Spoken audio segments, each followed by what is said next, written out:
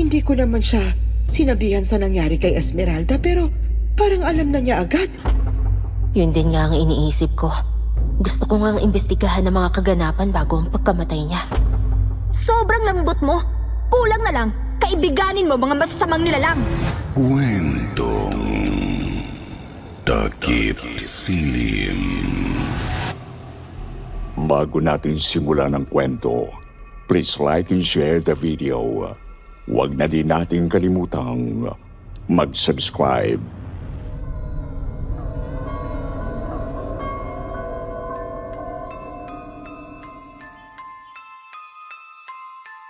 Magandang araw, Sir Wilmore.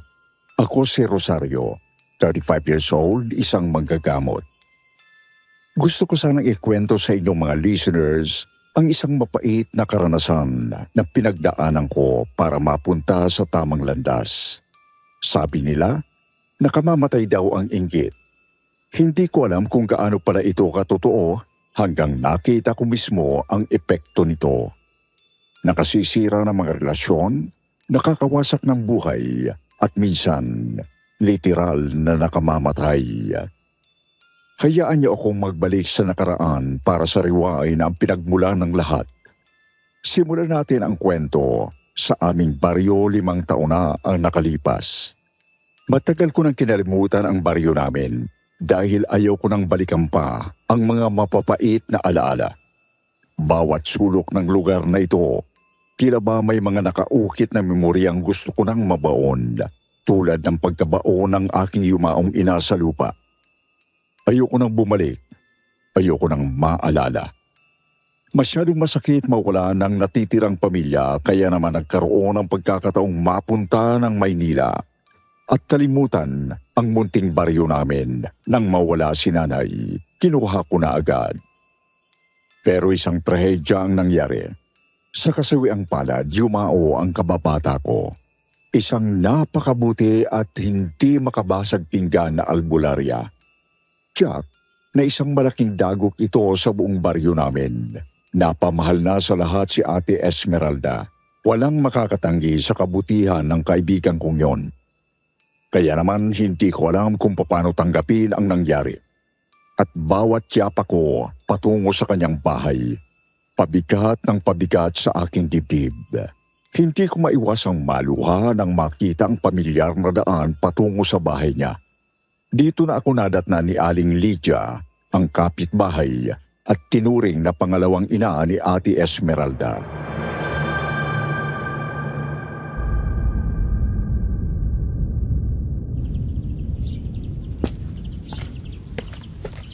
Rosario? Iha, ikaw na ba yan? Ang laki-laki mo na. Opo, Aling Lydia. Ako nga po. Diyos ko, ang tagal na nating hindi nagkikita. Kumusta ka na? Ito po, hindi pa rin makapaniwala. Ang sakit po sa puso, Aling Lydia. Si Ate Esmeralda, bakit naman po siya pumanaw? Hindi ko pa rin maintindihan, Aling Lydia. Oo, Iha. Pati ako, para bang isang masamang panaginip lang ang lahat ng ito eh. Napakasakit ng nangyari. Nung nakuha ko po ang tawag niyo, hindi talaga ako makapaniwala. Paano niyo po siya natagpuan na wala ng buhay? Itong mga nakalipas na araw, masama na talaga ang pakiramdam niya kaya kinaugalian ko lang dalhan siya ng pagkain sa kubo niya. Alam mo namang hindi lang kapitbahay ang tingin ko sa batang yan eh, parang anak ko na. Kaya pag umaga, tinutulungan ko din siya nga sa pagbangon. Pero kahapon, pagpasok ko sa kwarto niya, nung ginigising ko siya, malamig na siya, Rosario. Wala na si Esmeralda. Nakakabigla po talaga. Grabe naman ang nangyari. Bakit po kaya? Ano po ba ang karamdaman niya? Parang masyadong bata pa si Ate Esmeralda para sa mga malubhang sakit. Yun ang hanggang ngayon ay hindi ko pa rin alam. Kahit nga si Esmeralda mismo ay hindi nagsasabi. 1 linggo siyang nagdusa. Unti-unti na lang siyang nanghina. Pero imposible po yun. Napakagaling na albularya ni ate. Sigurado akong inalam niya kung ano ang karamdaman niya at sinubukang lutasin ito. O kaya yung ibang mga albularyo, sigurado akong may ginawa sila. Yun ang ang pinagtataka ko, Iha. Masyadong nababalot sa misteryo ang mga huling kaganapan ng buhay niya. Parang naging palihim ang lahat eh. Nagkulong lang siya sa kubo niya palagi. Sigurado akong may kakaibang nangyari sa kanya. Masyadong mabilis ang lahat. Tama po kayo. Kakaiba nga. Ay, maiba ako. Nandun na si Lucinda. Siyang nagbabantay ngayon sa burol. Ha? Si Lucinda? Nandito na pala siya? Agad akong nagtungo sa bahay ni Ate Esmeralda. Ganun pa rin ang lahat sa loob ng bahay kubo. Kahit nasa gitna ng kabundukan at sa dulo ng baryo ang bahay, laging sinisigurado ni Ate Esmeralda na maganda, maayos at maaliwalas ang bahay. Masarap sa pakiramdam puntahan. Oo, yun ang kinagisnan ko dati. Malayong malayo sa akin nakikita ngayon. Malungkot at mabigat sa pakiramdam pagkapasok ko pa lang. Ang kabaong ng aking kaibigan ang agad na tumawag sa akin ng pansin. Nangingilid ang luha ko habang pinagmamasdan ang mukha ni Ate Esmeralda na nakahiga sa kanyang kabaong. Hindi ko talaga inakalang mangyayari ito kay ate. Napalingon ako sa gilid dahil sa isang kamay na dumampi sa aking braso. Rosario. Lucinda, kanina ka pa rito? Mhm. Hindi ko inakalang sa ganitong paraan pa tayo magkikita-kita. Isang trahedya. Oo. Diyos ko, si Ate Esmeralda. Ano kayang nangyari? Hindi ko alam. Pero halika. Huminahon ka muna. Umupo ka. Kumain ka na ba? Hindi pa. Sa tingin ko, hindi ako makakakain sa ganitong panahon. Hindi rin ako nakatulog simula nung tinawagan ako ni Aling Lydia. Bumiyahe na ako agad madaling araw pa lang. Magpahinga ka muna. Malayo ang biyahe mo mula Maynila. Hindi gugustuhin ni Ate Esmeralda na pinapabayaan mong sarili mo dahil sa kanya. Siguro magkakape na lang muna ako. Hindi ko mawari kung anong gagawin ko sa sarili ko eh. Gulat na gulat pa rin ako. Nakakabigla nga ang lahat. Mabuti na lang nandito na ako sa baryo nung nalaman ko. Oo nga pala, galing ka pa sa kabilang bayan. Kumusta ang trabaho mo? Si Tiang Alice, kumusta? Sakto lang ang trabaho. Si nanay, may bago na namang nobyo. Medyo malala na ang bisyo niya, Rosario. Hindi ko na matiis minsan kaya umalis na ako. Ha? Eh paano ka na? Kaya nga bumalik na ako dito sa atin. Bahala na si nanay doon. Wala naman siyang pakailam sa akin. Saan ka na niyan nanunuluyan? Pansamantala akong nakituloy kay Aling Lydia. Titingnan ko pa kung makakabalik ako sa dati naming bahay. Pero sa tingin ko, ngayon na maraming pagbabago dito sa baryo, baka dapat na dito na talaga ako permanenteng mamalagi. Ikaw ba? May bala ka bang bumalik dito? O pakikiramay lang ang pakay mo ngayon? Hindi ko alam. Nasa Maynila na ang buhay ko. Wala na akong babalikan dito. Pwede ka pa naman manggamot dito. Ngayon na wala na si ate. Tayo na ang pinakabeteranong manggagamot dito. Alam mo naman kung bakit ako umalis. Eh ikaw, hindi mo nasabi kung bakit ka biglang lumisan dati. Mula nang naging ganap na manggagamot si Ate Esmeralda at namuno sa samahan, umalis ka na. Akala ko nga kayong dalawa ang magtataguyod ng samahan eh. Pero bigla na lang kayong naglaho ni Tiang Alice. Masyadong maraming nangyari. Nagkasabay-sabay ang lahat. Ay oo, sinabi mo pa. Si nanay, yun ang panahon na namatay din siya. Yun din ang panahon na iniwan mo kami. Di rin kita masisi dahil masakit na nangyari sa pagkawala ng mama mo. Pero naiwan kami dito, Rosario. Sinubukan ka naman daw hikayatin ni Ate Esmeralda eh. Sabi niya pinakiusapan ka pa niya daw na huwag umalis. Pero ayaw mo na talaga dito. Siyempre, nag-iba na ang lahat eh. Hindi na tayo kompleto. Simula ng pagkabata natin, tayo nang magkakasama eh. Bumigat palalo ang pakiramdam ko sa sinabi ni Lucinda.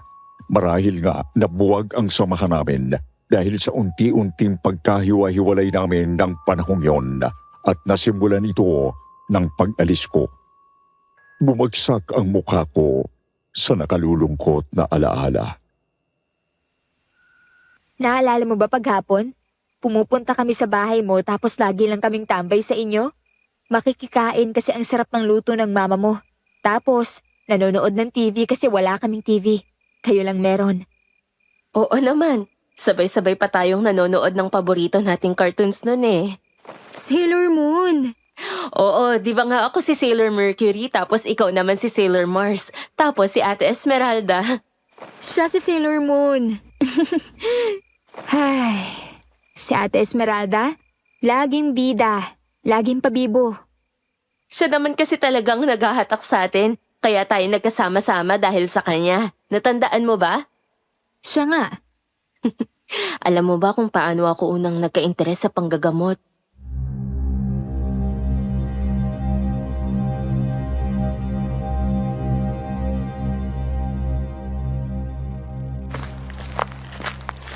Lucinda! Bumalik ka dito!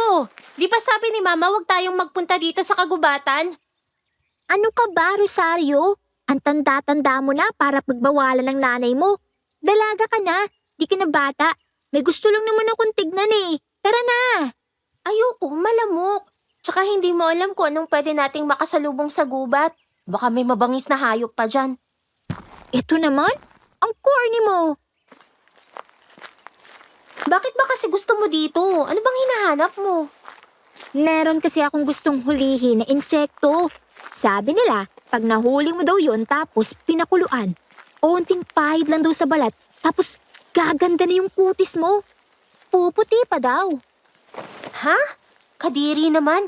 Insekto yung ilalagay mo sa mukha mo para lang maging makinis? Para pumuti? Ayoko na, umuwi na lang tayo. Manood na lang tayo ng Sailor Moon. Ano ba, Rosario? Di ka na nga bata, puro ka cartoons. Kung makapagsalita ka, ikaw nga, paborito mo yun eh. Huwag mo nang itanggi. Crush mo nga si Tuxedo Mask eh. Shh! Huwag ka nga maingay. Ayun no? Parang yun na yung sinasabi ng insekto. Teka, Dahan-dahang yumuko si Lucinda sa harap ng isang halaman. Gamit ang dalawang kamay, nagawa niyang hulihin ang isang insekto. Pero wala pa ang ilang segundo ito sa pagitan ng kamay niya nang biglang napitawan niya ito. Pumadyak siya sa galit at inapakan ng insekto pati na rin ang halamang kung saan ito nagtatago. aray! Kinagat ako. Pesting insekto to. Huwag mo ngang idama yung halaman. Masama kaya magsira ng mga ganyan, lalo na dito. Hindi mo alam kung ano nakatira dyan. Sabi nga ni nanay, masama ang magturo ng puno. Paano pa yung ginawa mo? Wala akong pakialam. Buwisit yung insekto eh. Ayan kasi eh, kung ano-anong ginagawa mo para makuha yung gusto mo. Kanino mo ba narinig yung tungkol sa insekto na yan? Kay Kuya Israel. Sabi niya eh. Naku, doon ka pa naniwala. Eh, lagi namang naglolo ko yun eh. Pinagtitripan ka lang nun, no? Hala, tingnan mo. Nagdudugo yung kamay mo, oh. Medyo masakit nga. Namamagana siya. Hindi kaya may lason yung insekto nung kinagat ka? Baka may kamandag. Hindi naman ahas yun. Ordinaryong insekto lang. Ano bang tawag dun? Tatanong ko nga kay Kuya Israel. Ano ba? Puro ka Kuya Israel eh. Oh, tingnan mo yung sugat mo. Iba na yung kulay ng balat mo, oh. Shh! Huwag ka nga magpanik dyan. Baka may makarinig sa atin dito. Anong ginagawa niyo dito? May hinuhuli kasi. Napadaan lang kami. Bakit mo natanong? Ikaw si Esmeralda, hindi ba? Esmeralda nga ang pangalan ko. Paano mo nalaman? Ikaw yung matalik na kaibigan ni Kuya Israel? Bakit malapit na kayo agad? Bago ka lang dito, di ba? Hindi naman matalik kasi kakilala ko lang pero oo. Kaibigan ko si Israel. Kakilala niyo siya? Kapitbahay ko siya. Ako si Lucinda. Ito naman si Rosario. Hello, bagong lipat ka dito, hindi ba? Oo, dyan lang sa kubo malapit. Narinig ko kayo nang nagpunta na ako dito. May sugat ka ba? Okay lang ako. Huwag ka maniwala dyan kay Lucinda. Tingnan mo, parang may nanana yung kamay niya. Kinagat siya ng insekto dyan na hinuli niya sa halaman.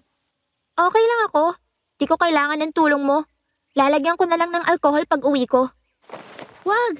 Hugasan mo muna ng mabuti. Gumamit ka muna ng tubig at sabon. Tsaka mo lang lagyan ng alkohol kung gusto mo pero kailangan malinis. Madadala ba ng ganun lang yan? Parang lumulubo na yung kagat. Ano ba? Tigilan niyo na yung kamay ko. Ako nang bahala. Tumakbo pa alis si Lucinda. Umuwi siya at hinayaan na lang namin siya. Hindi naman nagtagal natagpuan ko siyang kumakatok sa bahay ko. Umiiyak siya at mukhang problemado. Anong nangyari sa'yo? Akala ko ba ikaw nang bahala dyan sa kamay mo? Hindi naman gumana yung alkohol? Hinugasan mo ba tulad ng sabi sa'yo? Bakit naman ako susunod dun sa babaeng yun? Di naman kami magkakilala. Tsaka crush ata ni Kuya Israel yun eh. Ayoko siya. Hindi ka talaga susunod no? Kahit magana yung kamay mo? Nasaan ba mama mo? Siya na lang ang gumamot nito. Nasa trabaho pa. Si Chang Alice. Lasing. Binato nga ako ng bote nung pinakita ko yung kamay ko. Puntahan na lang natin si Kuya Israel. Baka alam niya gagawin. Siya ngang nagpahamak sa'yo Baka kung ano pang sabihin at ipagawa sa'yo nun. Anong gagawin ko? Ang sakit. Alam ko na. Puntahan natin si Ate Esmeralda. Mukhang alam niya yung mga panlunas sa ganyan.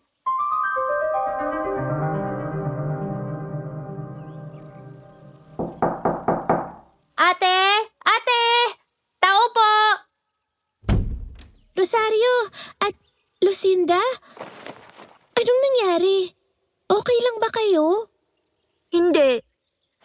Lumalala yung sugat ni Lucinda Tingnan mo ate. Naku, hindi na normal yan. Nagsusuka ka ba? Oo. Paano mo nalaman? Para bang nanlalaki yung ulo mo? Oo. Anong kinalaman nun sa sugat ko? Mukhang nilalagnat ka din. Huling tanong, may inapakan ka bang puno o halaman kanina? May sinira siya dyan sa may gubat. Nagalit kasi siya nung kinagat siya nung insekto dun Tama ang sapantaha ko. Hali kayo, pumasok kayo. May gagawin ako. Wow, ano yan? Bakit ka may kandila tsaka parang kristal ba yan? Kung okay sa'yo, magtatawas tayo para malaman natin kung anong nangyayari sa'yo. Parte ito ng pagsasanay ko bilang albularya. Ipapakita ko sa inyo kung paano. Oh, talaga? May pagsasanay pala yun? Isa yun kung bakit ako nagpunta dito. Tuturuan ako ng tiyahin ko. Siya ang manggagamot dito Ayan naman pala. Tutulungan tayo ng manggagamot. Nagsasanay pa lang. Ibig sabihin di pa ganap. Ayoko nga. Baka kung anong mangyari sa akin. Alamin muna natin kung anong gagawin bago ka humindi. Ito naman, doble na nga yung size ng kamay mo Tatanggi ka pa? May pambayad ka ba sa ospital? Wala. Di wag ka nang makulit dyan. Tutulungan na nga tayo ni ate Okay, simulan na natin. Totoo nga. May lumabas na itsura sa tulo ng kandila. Anong ibig sabihin yan? May ginalit kang duwende. Malamang dun sa halaman na sinira mo. Gagawa tayo ng paraan para suyuin siya. Kailangan natin maglagay ng alay at humingi ng tawad. Tapos magdadasal tayo dun. Paano ate?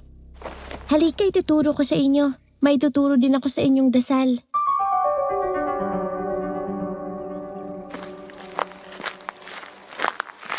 Ibaba natin itong mga itlog at dugo ng manok. Ito din, onting bigas. Tamo, meron palang punso dito sa likod ng halaman, Lucinda. Naku, kaya pala talagang magagalit sila sa'yo. Pasensya na po kayo sa nangyari. Di sinasadya ng kaibigan ko.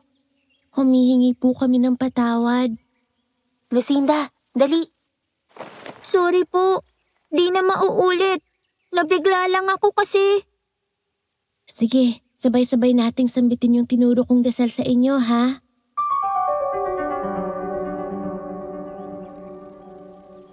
Ngayon naman, balik tayo sa kubo. Maghahanda ako ng mga halamang gamot. Kung mapapatawad ka nila, tatalab yun sa'yo. Sana nga. Pinanood namin si Ate Esmeralda kung paano siya gumamit ng mga halaman at diniktik ito para maipahid sa kamay ni Lucinda.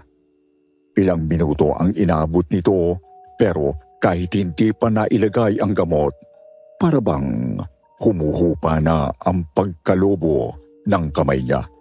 Kulay berde pa rin ito pero lumiliit na. Totoo talaga yung mga sinabi mo, ate, na matanda talaga siya. Oo nga. Naniniwala na ako. Hindi pa dyan nagtatapos ang lahat. Tignan natin kung anong epekto nitong halamang gamot. Wow! Nawawala na yung kulay berde. Ang galing-galing! Nawawala na rin yung sakit. Mabuti naman okay ka na. Sobrang galing, ate. Grabe talaga, naelibs ako. Salamat. Walang anuman. Yan talagang pakinabang ng mga albularyo. Yung pagtulong sa mga nangangailangan. Pwede mo ba akong turuan? Gusto ko din makatulong sa mga tao. Ako rin. Gusto kong malaman yung mga kakaibang halaman na may iba't ibang pakinabang. Oo naman. Gusto niyo sabay-sabay pa tayo magsanay eh.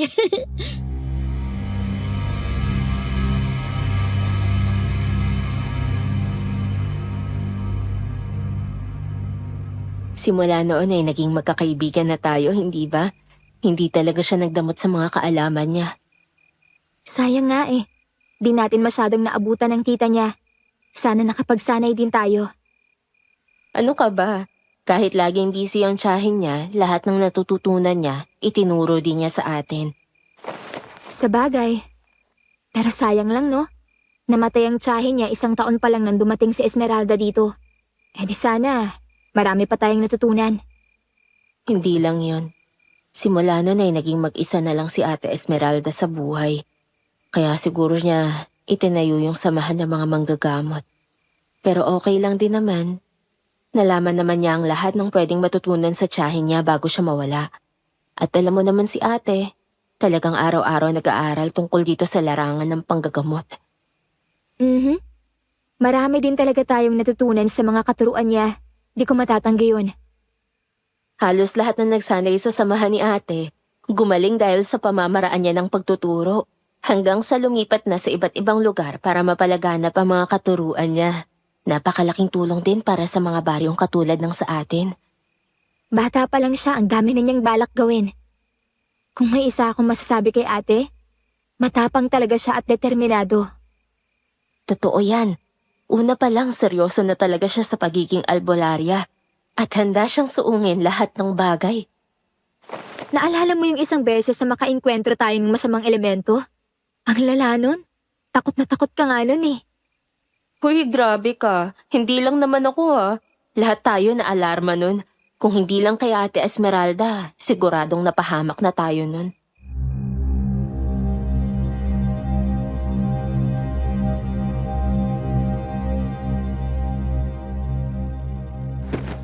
Rosario, Lucinda, nakita niyo ba si Esmeralda? Oh, Kuya Israel. Bakit di mo alam kung nasa ng sarili mong nobya? Nakipag-break na ba si ate sa'yo? Ang bilis naman. Gagi, hindi. Ikaw talaga. Masamang biro yan ha. Pero sabi kasi niya pag lumala daw yung kalagayan ni nanay, puntahan ko na siya dito. Hala, anong nangyari sa nanay mo, kuya? Nung isang araw pa kasi siya nagsusuka eh. Iniisip nga namin food poisoning. Kasi kumain kami sa kabilang baryo, nakifiesta. Eh baka hindi nakasundo ng tiyan niyo yung pagkain. Pero kanina, dinala na namin sa ospital. Anong sabi ng mga doktor? Eh wala naman daw silang nakitang sakit kay nanay. Israel? Naparito ka? Bakit parang namumutla ka? Ayos ka lang? Esmeralda, sila nanay. Anong nangyari? Wala naman daw nakitang kahit anong komplikasyon kay nanay, sabi ng mga doktor. Kaya nababahala kami. Eh eto nga, kanina lang, Si tatay at si Jun naman yung nagsimula na rin sa mga sintomas si nanay. Hinihintay ko na nga lang pati ako eh. Sigurado daw bang hindi food poisoning? Oo, wala daw isyong medical si nanay kaya inuwi na namin. Pero yun nga, pag-uwi namin, doon na nagsimula pati sila tatay. Di ko nga alam kung dadalhin ko na rin sila sa ospital eh. Baka ganun din ang sabihin sa amin. Di naman mura yung mga test-test na yan eh. Kailan kayo nakifiesta sa kabilang baryo? Noong 1 linggo pa yun eh. Yun ang iniisip ko. Kasi wala namang kaming pinuntahan o wala namang ibang nangyayari. Nasa bahay lang kami. Naglinis pa nga kami ng bakuran eh. Israel, yung malaking puno ng mangga, may ginawa ba kayo dun? Oo, pinaputol na kasi ni nanay. Gusto kasi niya magtayo ng kubo doon. Yun ang inisikaso namin ng ilang araw na. Ang laki kasi. Ang tagal na namin tinatabas. Hindi na matapos-tapos. Sinasabi ko na nga ba, hindi yan medical, Israel. Baka may nagambala kayong elemento. Ha? Hindi ko alam. Wala naman nagpaparamdam sa amin eh. Malay ko ba? Kaya nga, hindi naman ibig sabihin na wala tayong alam o hindi natin sila nakikita. Hindi na sila namumuhay kasama natin dito sa mundong ibabaw. Sorry na mahal. Ano bang dapat kong gawin? Tutulungan ka namin. Kailangan natin itaboy kung anumang espiritu o elemento ang nagdudulot ng pagdapo ng sakit sa pamilya mo. Maraming salamat pero sa tingin ko, kailangan na talaga natin magmadali. Hindi na rin maganda ang pakiramdam ko eh. Sa pagkasabi nito ni Kuya Israel, napansin ko ang kanyang itsura. Hindi lang siya namumutla. Pawis na pawis at nanginginig na siya. Nagmamadali siyang nagtungo sa banyo at doon naglabas ng sama ng loob. Pasensya na ha. Naabutan pa ako sa inyo. Ano ba yan, kuya? Nakakahiya naman kay Ate Esmeralda. Doon ka pa naghasik ng lagim sa banyo nila. Sorry na nga eh. Pero medyo kailangan na nga natin magmadali. Tingin ko may nalalapit na raw ang tutungkulo ng tiyan ko eh. Ganyan din ba sila nanay mo? Sa umpisa ganun si nanay. Tapos yung malala yung pagsusuka na at lagnat. Ganyan din si tatay at Junjun. Nauna yung pagtatae. Parang sumusunod kami sa mga nangyayari kay nanay eh. Napuruhan si nanay mo. Siya yung nagpautos na putulin yung malaking puno, no? Oo siya nga. Gigil na siya dun sa puno ng mangga na yun eh. Kinain na kasi nun yung kalahati ng bakuran tapos laging may nauhulog na mangga sa bubong. Sobrang lakas. Kala mo may baril na pumuputok sa bubong kapag may nauhulog. Siyempre nakakabigla pa gabi tas tulog ka na, di ba? Oo nga naman. Kaso may paraan kasi para may respeto pa rin yung pagputol ng ganong klaseng puno. Hindi ko alam eh. Basta tinabas na lang namin ni Tatay at Junjun. Nako, kayong tatlo pa nagsabay-sabay sa pag-chop-chop, no? Oo eh. Sumusunod lang din naman kami sa sabi ni nanay. Pero teka, mauna na ako girls. Tatakbo na ako sa banyo. Sasabog na yung bulkan eh. Pasok na lang kayo sa bahay ah. Nandiyan lang sila nanay sa kwarto nila kung kailangan nyo suriin. Sige lang, Israel. Check muna namin sila tapos dediretso na kami sa bakuran. Binisita namin si Junjun. Inaapoy ng lagnat ang bata para bang nagdidiliryo na. Pinahira namin siya agad ng agwa bendita at dinasalan. Ilang minuto ang lumipas, humupa ang lagnat niya at tumahan. Ginawa din namin ito sa mga magulang ni Kuya Israel pero tuloy pa rin ang pagsusuka ng nanay niya. Dahil dito, dumiretso na kami sa bakuran. Ate, anong kailangan gawin? Ang importante kasi sa ganyan, makahingi muna tayo ng tawad. Kasi kahit anong lunas ang gawin natin, hanggat galit ang mga may responsable sa sakit nila, ay hindi sila gagaling ng tuluyan. Sige po, nataranta din kasi tayo sa lagay nila. Tama. Yun ang umpisa kasi ginambala naman talaga nila ang tirahan ng nilalang. Ang mga tao kasi, ugali na natin magpadalos-dalos. Hindi natin isinasalang-alang ang ibang nilalang sa paligid natin. Hindi naman alam ni Kuya Israel eh. Bakit sila mapaparusahan? Kawawa naman sila. Hindi naman tinitignan ng mga elemento ang intensyon. Ang nakikita nila ay yung aksyon na nagawa. Yung epekto sa kanila. Hindi naman yan sila para intindihin pa ang mga tao. Kaya nga tayo bilang albularya ay magsusubok na ipaintindi sa kanila. Sana nga, sa estado ng pamilya ni Kuya Israel, mukhang nagdudusa na talaga sila. Parang nalason sila eh. Kung madadala sa maayos na usap, uunahin natin lagi yun. Ngayon, kung galit pa rin at hindi madadala sa ating mga pagsamo at kapayapaan, wala tayong magagawa kundi itaboy ang masamang nilalang dahil nakakapanakit na sila. Sige po ate, tawas muna. Tama. Kailangan nating malaman agad kung ano mismong kinakaharap natin. Ako na ate, alam ko na gagawin. Sa dami ba namang beses na nakita namin ang pagtatawas mo? Mabuti, sige. Magandang pagsasanay ito para sa iyo, Lucinda. Sa puntong ito, sinamahan na kami ni Kuya Israel at tinuro ang puno. Kaharap ang nasabing puno, nagtawa si Lucinda. Nakita namin ang hugis ng elementong nagagalit sa pamilya ni Kuya. Isang mabangis at nakakatakot na masamang nilalang ang may dahilan ng sakit nila. Nangangalaiti daw ito sa galit at balak maghigante. Humihingi kami ng patawad sa nangyari. Hindi nila sinasadya na mawalan ka ng tirahan. Kung maaari, pag-usapan natin ito ng maayos. Hinihimok ka namin na lumipat na lang. Tanggapin mo ang mga alay namin. Esmeralda, ang init. Ang init ng tiyan ko. Hindi ko alam ang nangyayari sa akin. Nahihilo din ako. Umiikot ang mundo ko. Diyos ko, tingnan niyo. Lumulubong siya ni Kuya. Kuya, huminahon ka. Umupo ka muna. Huwag mong galawin. Ang sakit. Esmeralda, tulong. Israel, labanan mo.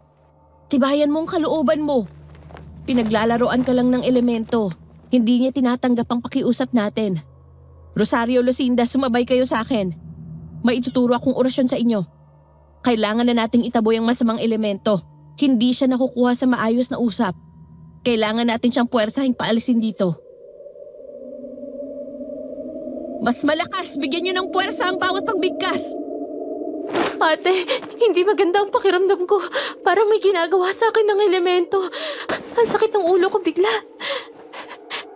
Parang nasusuka na rin ako. Tatagan niyo ang sarili niyo.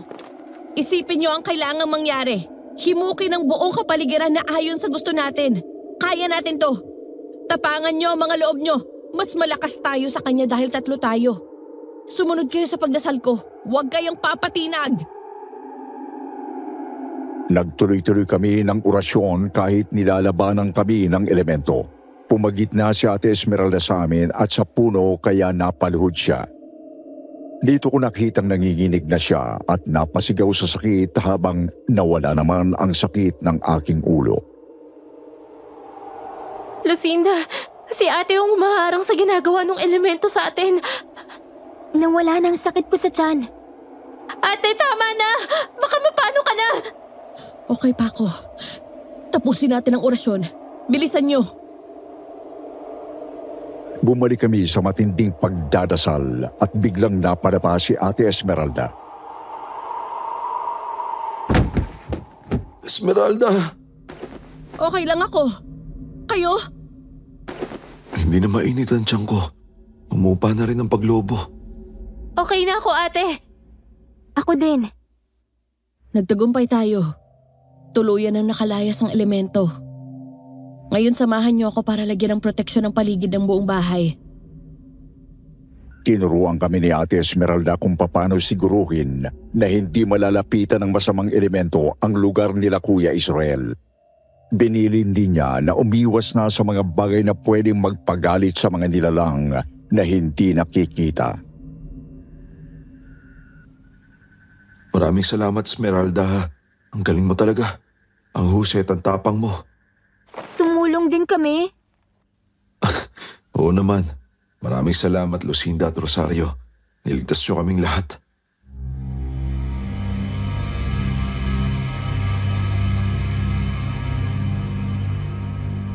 Grabe si ate, no? Hanggat kaya niyang isakripisyo ang sarili niya, gagawin talaga niya. Humarang talaga siya dun sa elemento kahit alam niya na sa kanya mabubugay yung kapangyarihan para hindi tayo masaktan. Ang hindi ko pa rin maintindihan hanggang ngayon, bakit kailangan kausapin pa yung elemento? Di na dapat ganun. Diretso na sa pagtataboy. Wala nang usap-usap. Wala nang hingi ng patawad. Yung mga espiritu at mga elemento, salot yan sila. Ano ka ba naman, Lucinda? Hindi ba laging sinasabi sa atin ni ate na unahin ang kapayapaan bago sumabak sa gulo? Hanggat kaya pang daanin sa maayos na paraan, yun muna. Hindi naman kasi lahat ng kakaiba sa atin ay masama. Maaaring nagalit lang sila. Sayang kasi sa oras eh. Kaya naman natin itaboy yung mga ganyan agad. Hindi ibig sabihin na kaya natin dapat gawin. Masyadong maraming anggulo ang dapat tingnan. Kung saan lilipat ang elemento, baka sumapi sa ibang tao. Yung pamamaraan kung paano gawin yun na hindi lalong magalit at maghiganti ang elemento at marami pang iba. Yun ang kaibahan ko. Ako kasi gusto ko mabilisan ng kilos. Makabagong mga pamamaraan. Hindi yung masyadong malambot ang atake sa mga bagay-bagay. Hindi naman malambot si ate. Kita mo naman, isa siya sa pinakamalakas na manggagamot dito. Kaya nga sa kanya napunta ang lihim na panggagamot ng samahan, hindi ba? Siya ang tagapagmana. Hindi ko naman sinasabi na di malakas si ate. Siguro magkaiba lang kami ng pamamaraan. Masyado kasi makaluma mga paraan niya. Hindi na bagay ngayon. Hindi siya marunong sumabay sa takbo ng panahon. Ang gusto niya, yung dati pa rin. Ay maraming klase ng kapangyarihan. Andyan din ang salamangkang itim. Marami, pwede aralin. May punto ang pagbabago. Siyempre naman kailangan yun para may mga karagdagang kaalaman. Pero Lucinda, may dahilan kung bakit ang mga lihim na panggagamot ay pinasapasa sa mga pinakamagagaling na albularyo. Tradisyon na yun dahil epektibo. May kakaibang taglay na kapangyarihan ang mga ritual at tradisyon ng mga sinaunang manggagamot. Kaya makaluma si ate dahil subok na ng panahon yung pamamaraan niya at alam mong masama ang itim na mahika. Noon hanggang ngayon, ikaw pa rin ang pinakamalaking tagahanga ni Ate Esmeralda. Aba oo naman, ang dami nating natutunan sa kanya, Lucinda. Sobrang nakakahanga si ate. Gayunpaman, hinayaan pa rin niyang magdusa si Kuya Israel at ang pamilya niya bago niya tabuyin ang elemento. Kung ako yun. Una pa lang talagang si Kuya Israel na, Lucinda. Siya pa rin ba hanggang ngayon? Anong ibig mong sabihin? Sa ating tatlo, si Ate Esmeralda ang matapang. Ikaw ang mainitin ng ulo. At ako, tahimik lang. Pero dahil doon lagi akong nag-oobserba. At alam ko ang lihim na pagtingin mo kay Kuya Israel. Kahit sila pa noon ni ate. Hindi ko alam ang sinasabi mo. Matanda na tayo, Lucinda. Hindi mo na kailangang itago sa akin. Naiintindihan ko naman ang damdamin mo. Hindi mo maiintindihan kahit kailan, Rosario. Tumayo si Lucinda at biglang umalis. Nakasalubong niya si Aling Lydia na papasok sa kubo. Sinubukan siyang kausapin ng matanda pero nagmadali itong palabas. Ay, anong nangyari kay Lucinda? May napag-usapan lang po kaming dinamdam niya. Hayaan niyo na lang po. Baka kailangan lang niya ang mapag-isa. Ay siya, sige. Pero mukhang kailangan natin siya. Parating na raw ang mga kapitbahay para makiramay eh. Naghanda na ako ng pagkain pero syempre, kailangan silang asikasuhin. Huwag po kayong mag-alala. Ako na po ang bahala. Alam kong ilang araw na rin po kayong pagod. Ako na po ang mag-aasikaso dito. Sigurado ka ba? Kaya ko pa naman. Siguro kailangan ko lang umidlip saglit tapos babalik na ako dito. Aling Lydia, huwag niyo pong pilitin ang katawan niyo. Makakasama pa. Ako na po ang bahala. Magpahinga po kayo ng mabuti ha. Bumalik na lang po kayo kung nakapahinga na kayo ng maayos. Sigurado naman akong babalik si Lucinda. Ay, salamat iha. Pero babalik din ako agad. Maraming taong darating, sigurado ako. Mahal na mahal siya ng lahat ng tao rito. Aba, kulang na lang pilitin na siyang tumakbo bilang kapitana eh. Napakalaking kawalan sa baryo natin ang nangyaring ito. Sa puntong ito, nagsimula ng lumagsa ang mga nakikiramay. Totoo ang sabi ni Aling Lydia.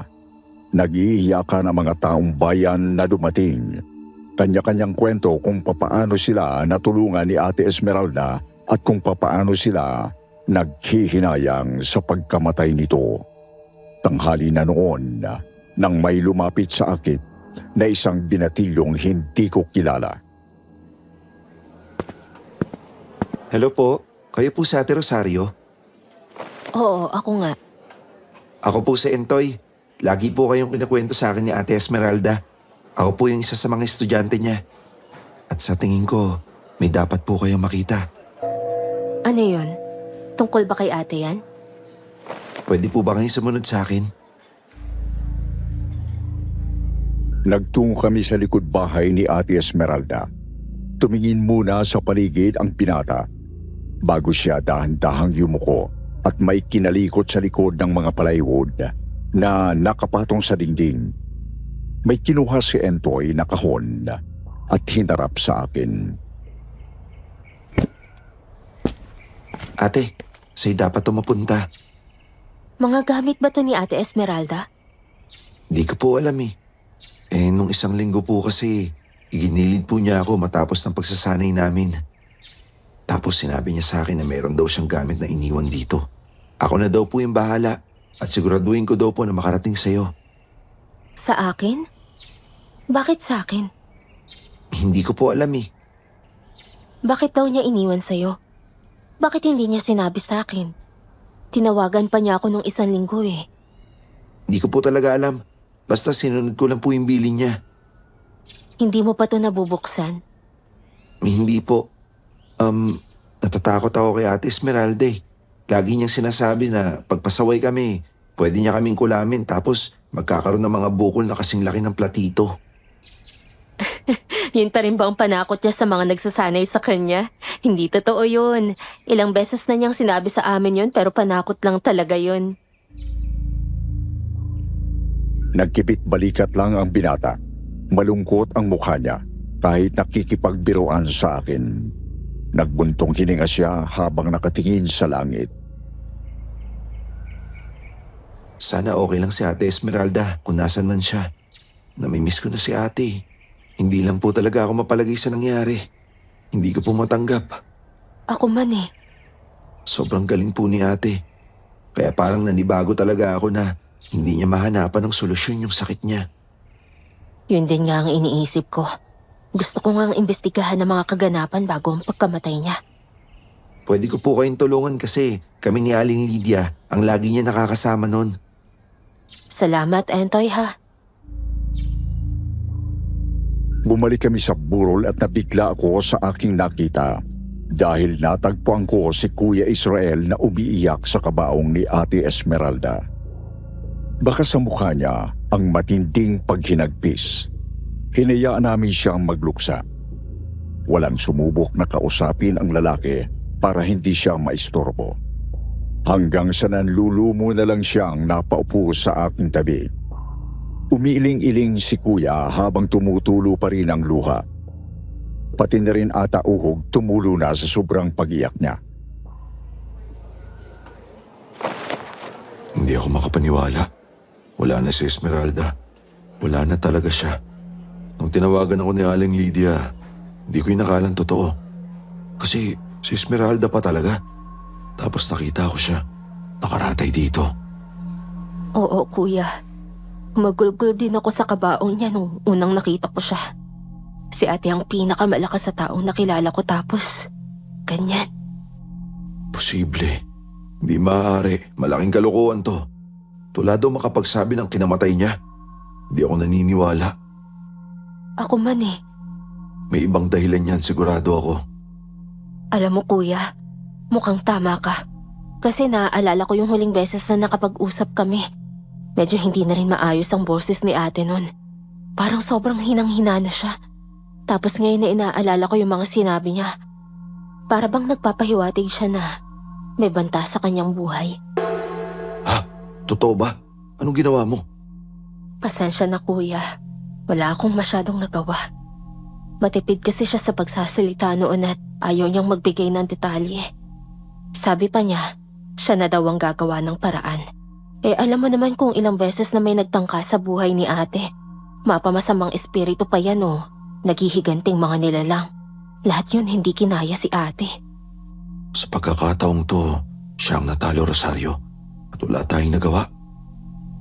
Ako ang may kasalanan, kuya. Wala akong nagawa. Malaking pagsisisi ko ang hindi ako nagpunta dito agad. Hindi ka naman niya sinabihan, hindi ba? Hindi. Bakit naman niya ako kakausapin? Matagal na kami nagkaiwalay. Simula nang nagkawatak-watak na kayo. Napakaraming nangyari. Habang nagsasalita, kumunot ang ulo ni Kuya Israel at bigla siyang tumayo. Sumugod siya palabas ng kubo. Nagmamadali akong sundan ang lalaki sa takot na baka may gawin siyang kaguluhan. Dinatnang ko siya sa dulo ng kalsada. Nakausap si Lucinda na hindi pa bumabalik sa burol buong araw. Maya-maya, nakita ko na inaabot ni Lucinda ang braso ni Kuya Israel. Pero nagpumiglas ito.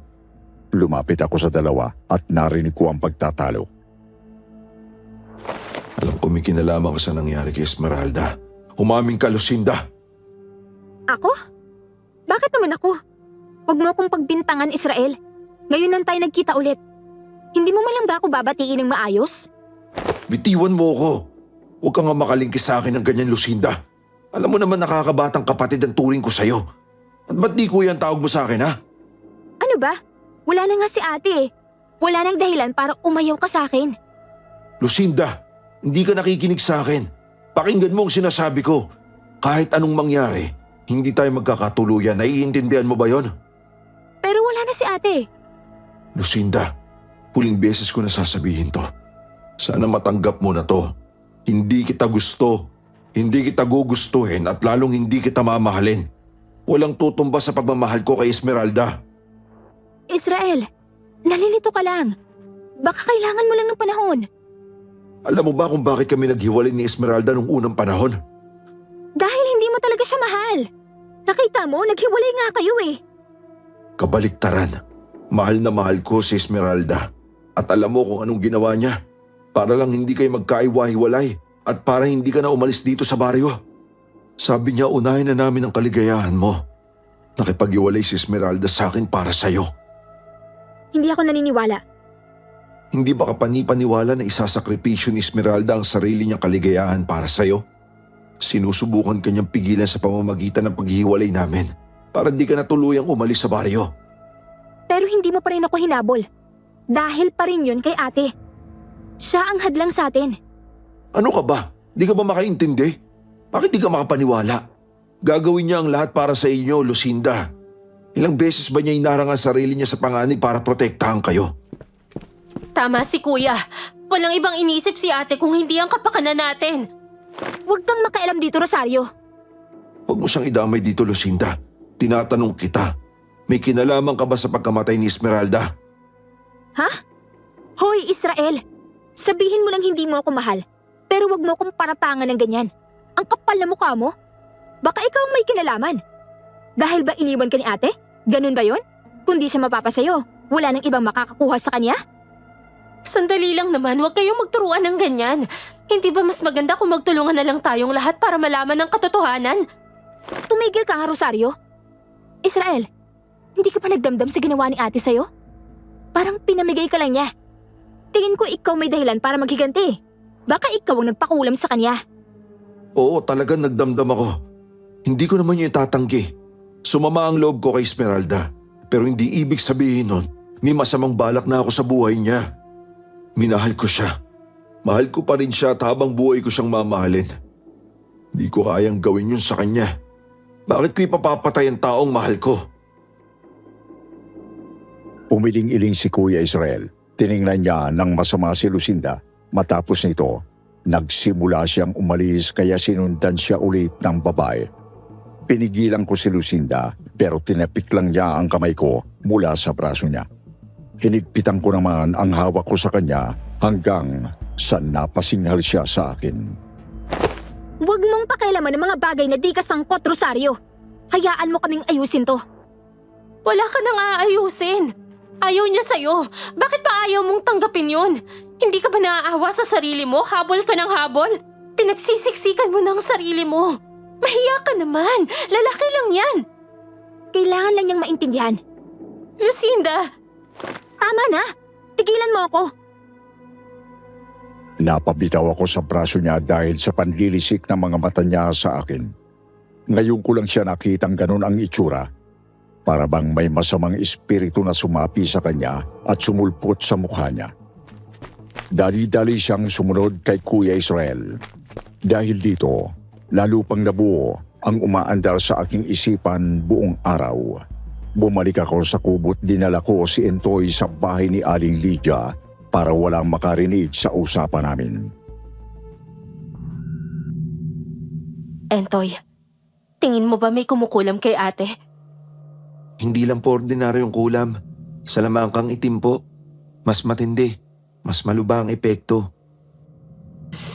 Mukhang ganong bagay lang ang magpapahina kay ate. Nakakakilabot. Nakita ko po yung mga epekto sa kanya. Sobrang lala. Nitong mga nakaraang araw nga po, hindi ko alam kung bakit. Pero parang nararamdaman ko na rin po yung pinagdadaanan ni Ate Esmeralda. Siguro masyado lang ako naaapektuhan sa pagkamatay niya. Kaya kung ano-ano na po yung naiisip ko. Hindi. Huwag mong baliwalain ang nararamdaman mo. Ganito, Entoy. Naituro ba sa'yo ni ate ang pangontra sa mga nararamdaman niya? Yung iba po.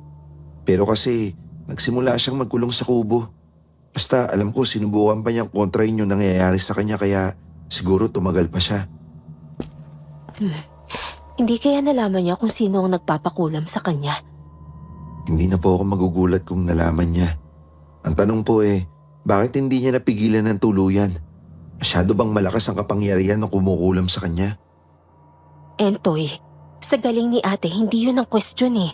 Ang nararapat na pag-isipan dyan ay bakit hindi niya ginawa ng paraan. Sa dami ng nakatunggali ni ate, wala pang nakasakit sa kanya ng ganyan. Lalo na ang nagpabagsak sa kanya. Tingin ko, hinayaan niya itong mangyari. Ha? Bakit naman po? Dahil mukhang alam ko na kung sino ang may pakana sa pagkamatay ni ate. Napakabigat sa aking dibdib, Sir Wilmore. Hindi ko inakalang hahantong kami sa ganito.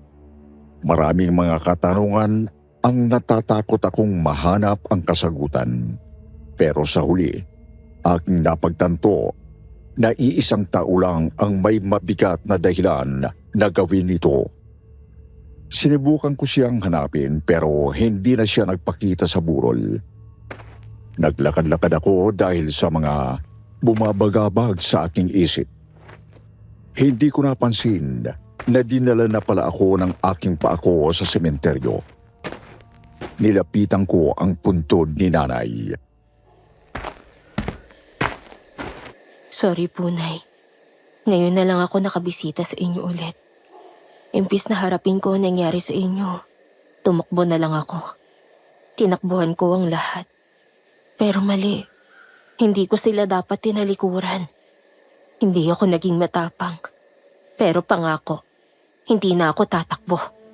Haharapin ko ng lahat para kay Ate Esmeralda. Bumalik ako sa bahay ni Ate Esmeralda. Pumunta ako sa kwarto niya kung saan binuksan ko ang kahon na binigay ni Entoy sa akin. Iba't ibang klaseng gamit ang laman ito, katulad ng kristal, agimat, maliit na bote na may iba't ibang kulay ng likido at isang maliit na libro. Binasa ko ang nilalaman nito, nasulat kamay ni Ate Esmeralda. Unti-unting nagliwanag ang mga bagay-bagay sa akin na wala ang kahit anong duda. Malinaw na sa akin, dito na nabuo ang pasya ko. Nandito ang bisyon ko at hindi sa Maynila o kung saan paman.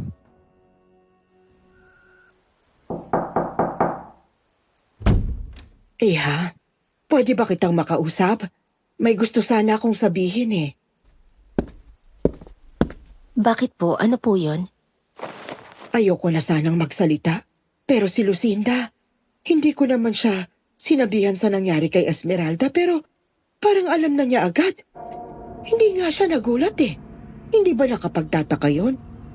At akala ko matalik na magkakaibigan kayo. Pero ni isang patak ng luha, hindi ko pa nakikita sa kanya. Opo, napansin ko din. Habang nagkukwentuhan din kami sa mga alaala namin kasama si ate. Yung reaksyon niya talaga eh. Para bang may alam na siya sa nangyayari dito kahit hindi pa siya bumabalik sa baryo. Ano pong ibig niyong sabihin? Nung natagpuan ko si Esmeralda na walang buhay, nandito na rin si Lucinda noon. Dahil alam kong matatalik kayo magkakaibigan, hindi ko pinag-isipan. Pero habang lumilipas ang araw at nakikita ko mga kinikilos niya, nakakapagduda. Ano pong ginagawa niya dito na natagpuan niyo? Sabi nga niya nandito siya sa baryo. Pero hindi niya sinabi na nandito siya mismo sa bahay ni ate. Para kasing may hinahanap siya eh. At kahit natagpuan ko na si Esmeralda, para bang wala siyang pakialam? Kahit nakapurol ng kaibigan niya, mas interesado siya dito sa kubo ni Esmeralda. Napansin mo ba? May lihim siyang itinatago, panigurado. At alam ko na po ito. Binunyag ko kay Aling Lydia ang tumambad na lihim ni Lucinda sa akin nang pagtagpi-tagpiin ko ang lahat na nangyari. Hindi naman ito ikinagulat ng matanda at dito na niya inilabas ang isang manika. May kinalaman kaya ito sa ginawa niya kay Esmeralda? Natagpuan ko ito sa mga gamit niya pero hindi ko alam kung anong pakinabang nito. Nakita ko lang na kamukha ni Esmeralda kaya kinuha ko at nais ko ipakita sa'yo. Malamang yan po ang gamit niya pang kulam kay ate. Diyos ko, meron pang isa ron, Rosario. Pero itsura ng binata.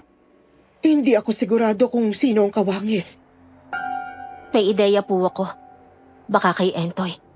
Naku, grabe na talaga si Lucinda. Sana hindi umabot na saktan niya ang iba katulad ng ginawa niya kay ate. Una pa lang kitang-kita naman ang matinding inggit at galit niya kay Esmeralda.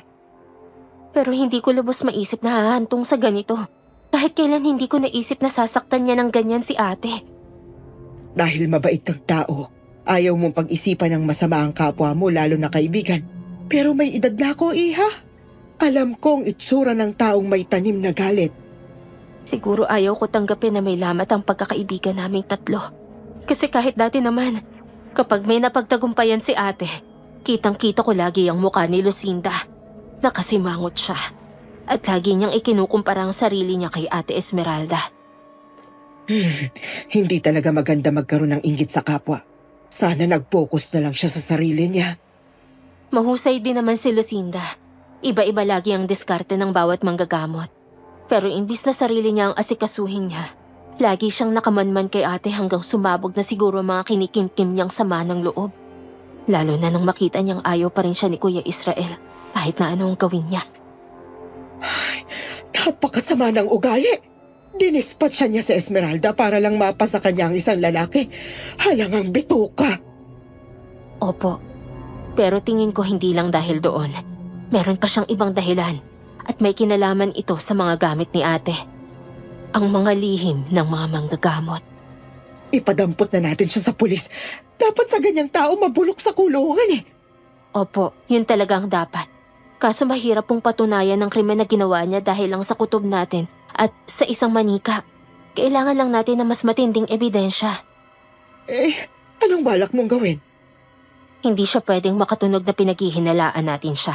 Kasi baka sa isang iglap, bigla siyang tumakas. Kailangan mahuli natin siya at makita ng mga tao ang kasamaan niya para matindi ang ebidensya. Paano natin siya mahuhuli? Pabulong kong sinabi kay Aling Lydia ang aking plano na sinang-ayunan naman niya. Nag-alok din siya ng tulong at nangakong hihikayatin si Intoy na kausapin ang ibang manggagamot para tumulong sa amin. Paglabas namin ng kwarto, tumambad sa amin ang kaguluhan sa labas ng kubo.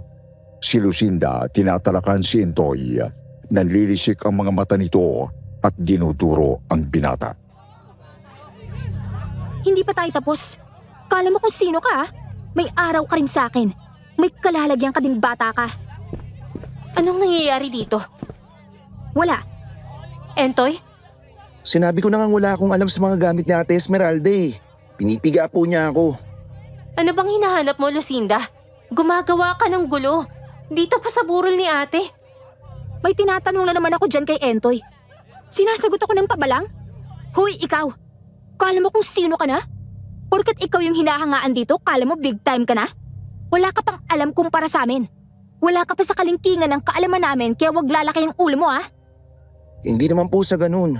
Ayaw nyo lang tanggapin yung sagot ko eh. Tama na, tumahimik ka!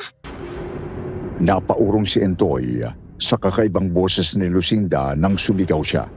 Mas malalim at puno ng galit ito, parang hindi boses ng tao. Nagkatinginan kami ni Aling Lydia at hinata ko na lang si Entoy. Lucinda, kumalma muna tayong lahat. Nakapag-usap na ba kayo ni Kuya Israel? Hindi, di ko naabutan. Kaya pala.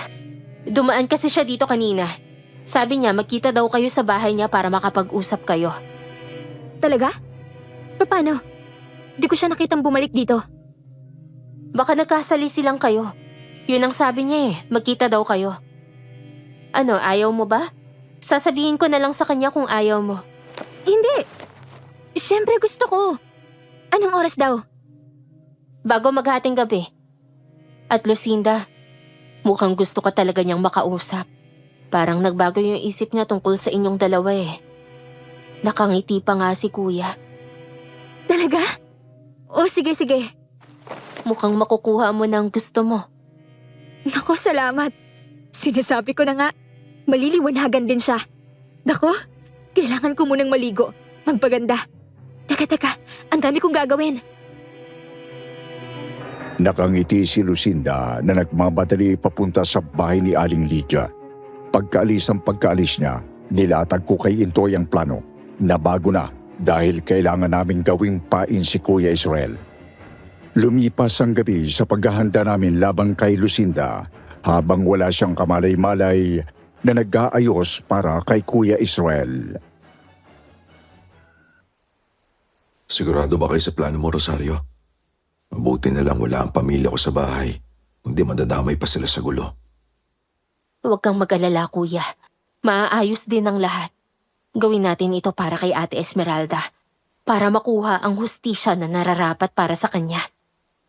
Tama. Gagawin ko ang lahat para kay Esmeralda.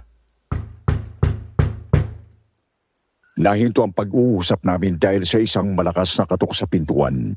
Nagtago ako sa kwarto ni Junjun, katabi ng sala. Narinig ko ang pagbukas ng pinto at pagbati ni Lucinda kay Kuya Israel. Dito na ako nagsimulang mag-orasyon kahit pabulong lamang. Israel! Mabuti naman ang tauhan ka na. Pasensya ka na. Natagalan ako. Okay lang sa akin. Matagal kong hinintay to. Habang nag-uusap ang dalawa, tinapos ko ang orasyon. Binaba ko ang libro ni Ate Esmeralda nang matapos ang ritual. Sinuot ko ang agimat ni ate at lumabas sa kwarto. Dahil nakatalikod si Lucinda, hindi pa niya ako nakikita. Tumango ako kay Kuya Israel at agad niyang tinanggal ang kamay na nakayapos sa kanya. Kung okay na tayo, umalis na tayo dito, Israel. Teka, bakit? Bakit ka umiiwas sa akin? Akala ko mahal mo na ako. Sorry talaga ha, pero hindi. Kahit kailan, di ko masisigmurang patulan ng isang gaya mo na nuknukan ng sama ng ugali. Israel? Huh? Bitiwan mo siya, Lucinda. Tigilan mo na yung pagiging linta mo sa lalaki. Nakakahiya na masyado.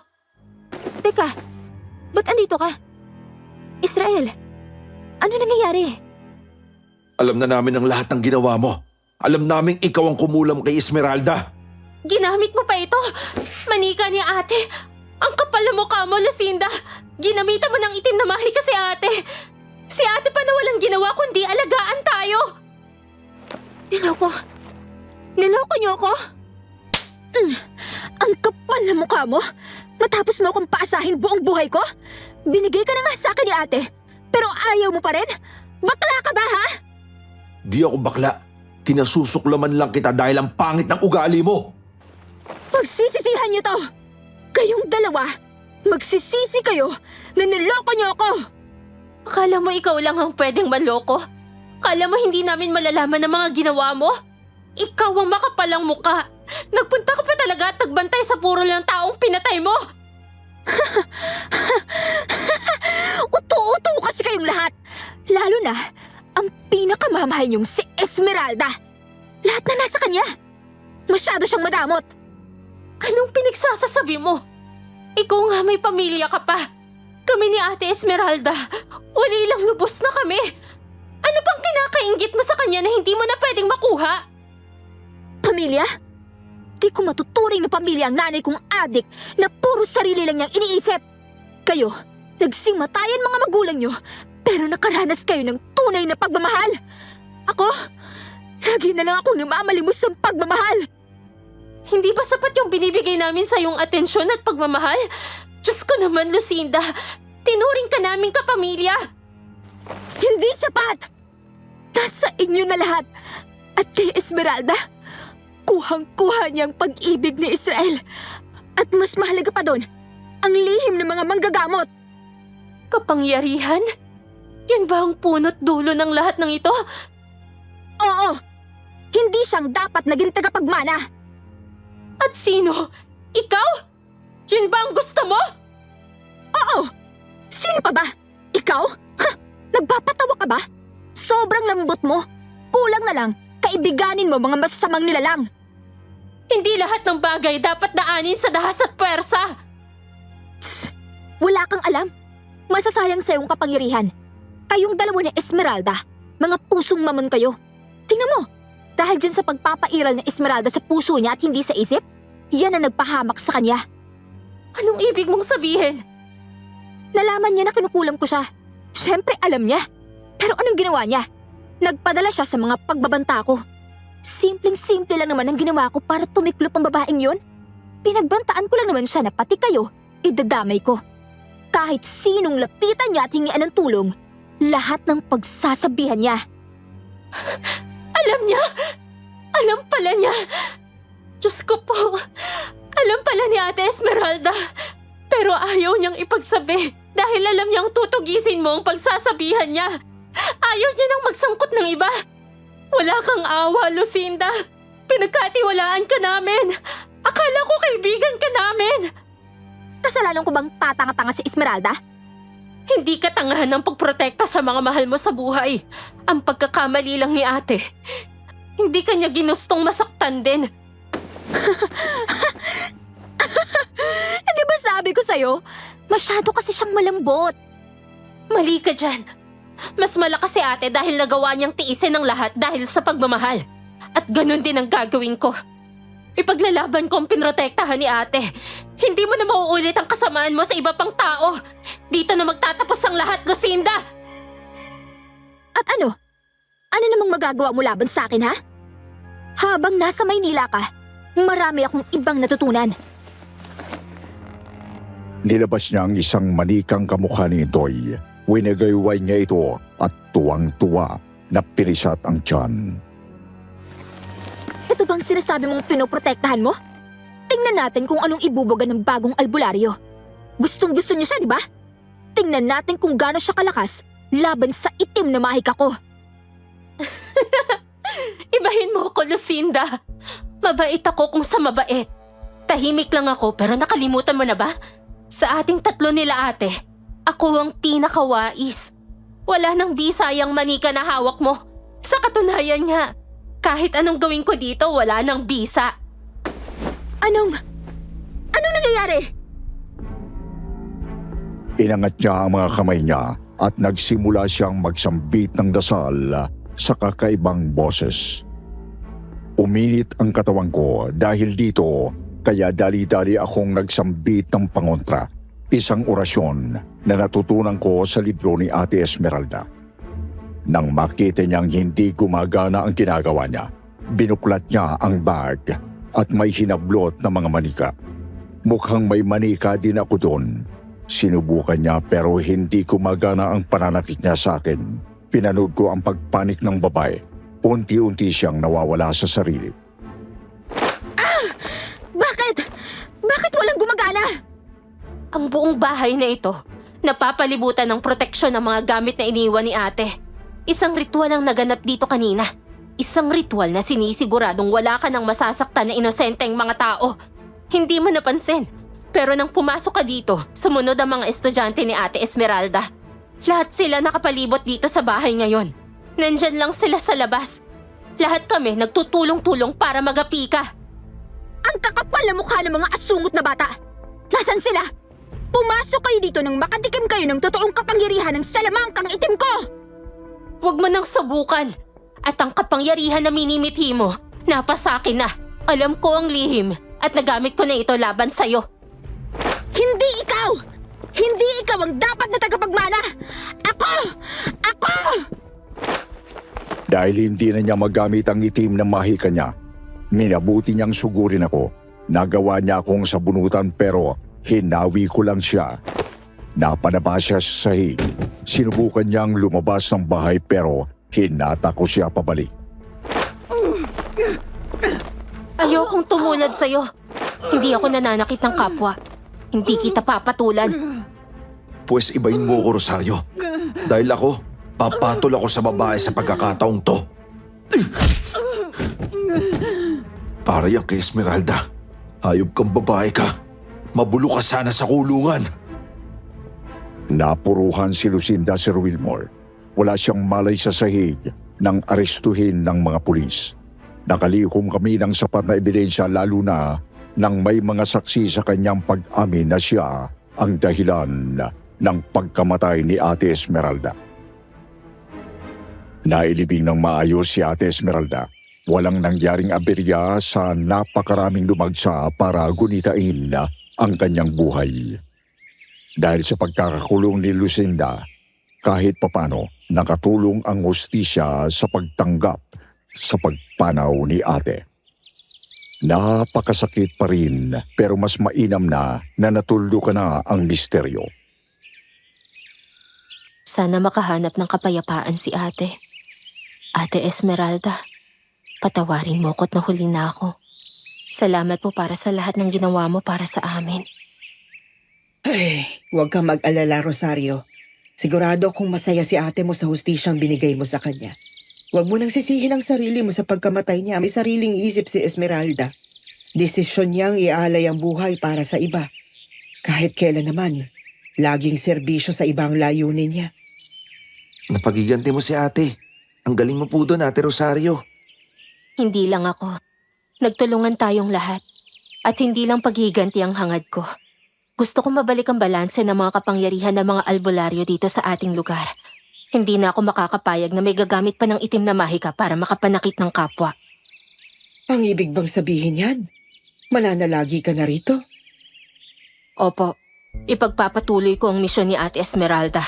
Papanatilihin ko ang tradisyon ng pagtuturo ng kapangyarihang nakakatulong sa lahat para maisali ng maayos sa mga bagong henerasyon ng manggagamot. Naging katuwang ko si Entoy sa aking layunin. Naging mahusay siyang albularyo at isa sa mga tinitingala ng lahat.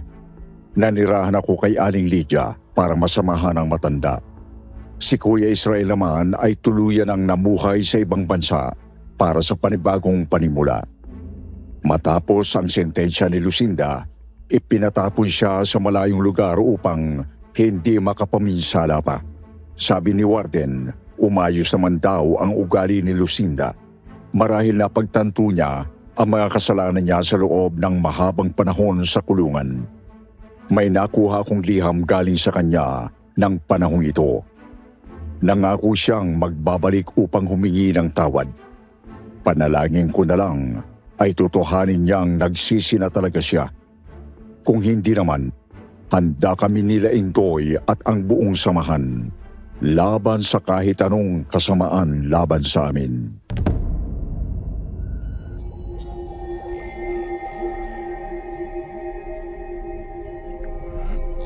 Magandang araw po sa lahat ng mga bumubuo ng YouTube channel na Kwentong Takip Silim.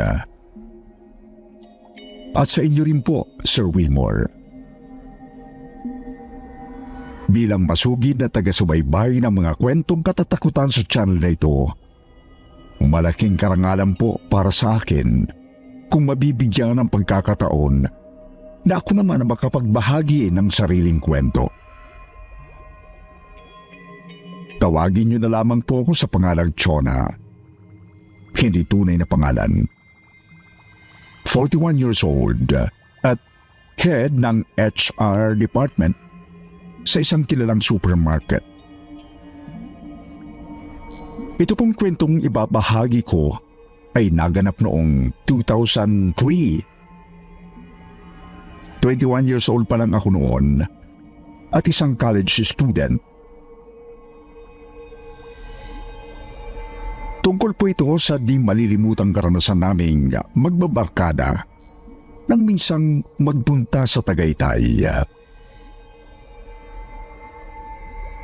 Ako, ang boyfriend kong si Dominic, ang kaibigan kong si Brena, at ang boyfriend niyang si Seth. Kaming apat lang ang magkakasama noon.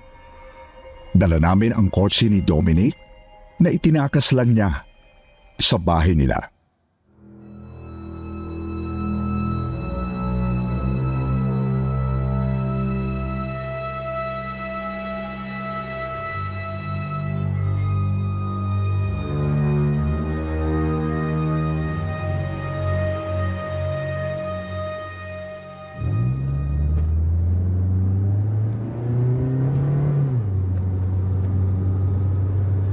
Dominic, ihinto mo. Iihiro si Seth.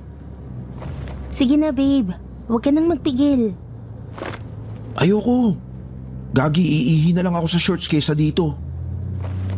Para kang tanga. Ang liwa-liwanag, anong kinakatakot mo? Ayoko nga. 6 p.m. na. Mamaya manuno pa ako dyan eh. Para naman tong hindi lalaki. Sige na pre, hihintayin ka namin. Ulul, kilala kita. Uy, tanga ka. Masamang magpigil ng ihi. Parang mas masama naman yatang maiwan dito, no? Napakaduwag nitong gago na to. Hindi ka naman namin iiwan, binibiro ka lang. Ay nako, Berna. Bear na lang tawag oh. Yari tayo dyan. Ganon, Seth. Patay ka. Mukhang may mag-aaway pa oh. Gusto mo nang maging single ulit? Hoy, tama na. Nakakaya sa mga nadadaanan natin, oh. Parang mas maingay pa tayo sa makina ng kotse ni Dominic eh. Umihi ka na kasi. Diyan oh, sa may poste. Wag na, malapit na naman eh. Malayo pa. Hindi, malapit na talaga. See? Dito na ba? Yup. Pero dun pa tayo sa kabilang gate. Maganda ba yung rest house? Oo, saka malaki rin. Oo, malaki. Medyo may pagka-American yung design ng bahay niya eh. Saka 3 yung kwarto. 3? Ay, dapat pala sinama na natin sila Kuya Victor. Nagtatanong pa naman nung nakaraan. Pwede. Kaso sa sala sila matutulog. Ay, bakit? Bawal kasing buksan yung isang kwarto. Yung sa master's bedroom. Ay, really? Bakit naman? Maybe it's exclusive for its owner. Something like that. Yun din daw ang bilin sa caretaker eh. Pero mas okay naman siya kaysa sa iba naming inocular ni Seth. Yung iba kasi magagamit mo lahat ng kwarto, kaso ang mahal. Ito sulit na. Saka mas tahimik kasi medyo dulo na to eh. Malayo sa kalsada. Oh babe, tahimik daw. Alam mo na ha? Mukha mo, no? Sino may sabing magtatabi tayo? Kami ni Chona ang magkasama sa kwarto.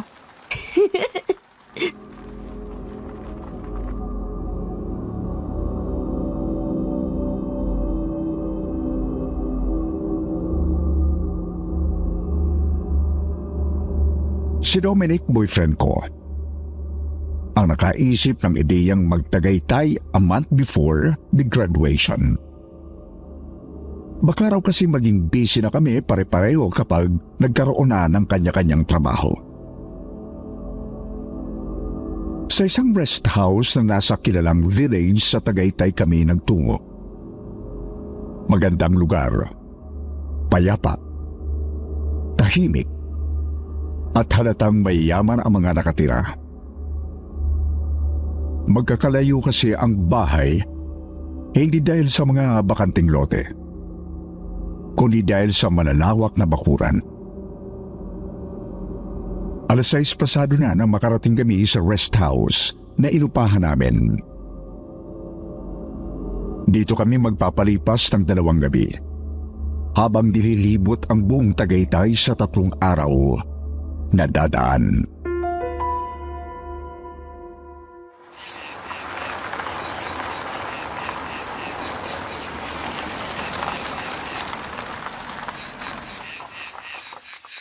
Sa wakas, nandito na tayo. Diyan ka na sa halaman umihi, oh. Ano, right in front of you all? Eh di dun sa pader sa kabila. Timang to. Oo nga, no? Teka, ihi muna ako. Ang lamig dito compared sa Manila. Kaya nga eh. Parang ang sarap tumira dito. Wait lang ha. Tatawagin natin yung caretaker. Mang Boy? Mang Boy? Walang tao? Alam ba na ngayon tayo darating? Oo.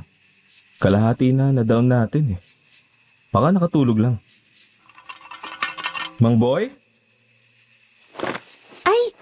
Ayun oh, may tao sa taas. Nasaan? Nandyan, sumilip sa kurtina. Mang Boy? Baka bumaba na. Hintayin natin. Ano? Wala pa si Mang Boy? Baka naghihilik. Mang Boy! Mang Boy! Yoo! Baka raw pababa na. May tao ba? Parang wala naman tao eh. Meron kaya? Sumilip nga kanina eh. Walang tao dyan. Manong naman! Ginulat niyo kami. Magkakasakit ako sa puso niyan, kuya eh. Grabe ka, Mang Boy. Malakas pa naman magkapitong jowa ko. Tumigil ka dyan ah. Akala po namin natutulog kayo sa loob eh. Hindi naman ako naglalagay dyan. Malapit lang ang bahay ko. Nandito lang sa kabila. Teka, so wala pong tao dyan? Wala. Pero nalinis ko na naman yan. Kasi nga alam kong darating kayo. Sandali, bubuksan ko. Eh, sino po yung nakita ng kaibigan ko kanina? Saan? Sa taas po, dun sa may terrace. Sumilip po sa kurtina. Baka hangin lang yun. Baka mumu. Makaganyan ka, duwag ka naman. Biro lang to naman. No? Wala. Walang multo dyan. Sige na, tumuloy na kayo. Oo nga. Kayo talaga. Tara na. Kasi natatain naman ako ngayon eh. Kadiri naman to. Pinamamaliita pa talaga. Oh, love. Ba't ang tahimik mo? Okay ka lang? Yeah, I'm fine. Sure ka ha? Sige na. Una na muna kayo sa loob. Ipapasok ko na rin tong kotse sa parking.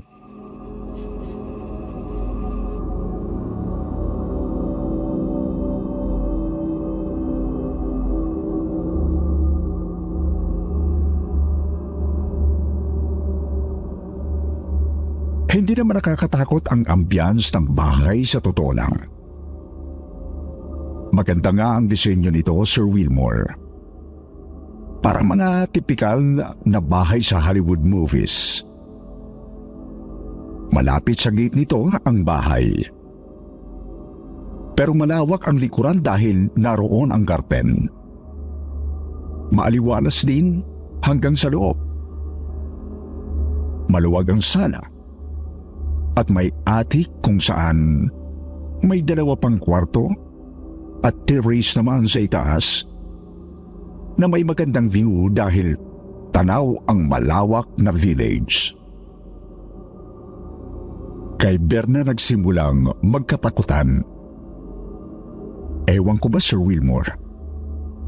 Pero sa totoo lang, noong pa man, kahit sa school, ay lapitin na talaga siya ng mga nagpaparamdam.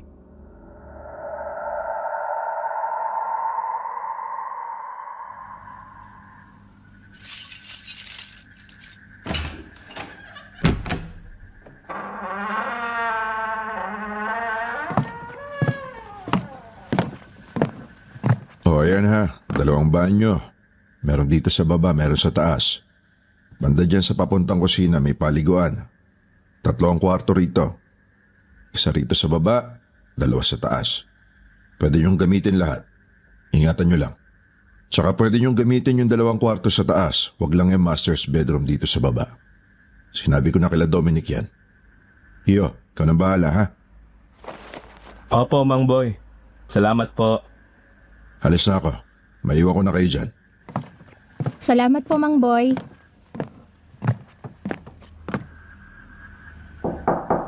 Babe? Ano? Matagal ka pa ba? Saglit na lang. Bakit? Bilisan mo, naiihi na ako.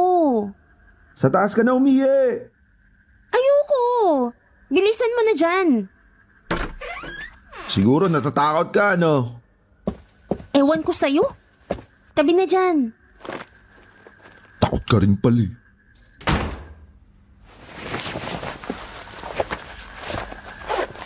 Babe, walang ilaw? Meron. Nandiyan sa gilid yung switch ha.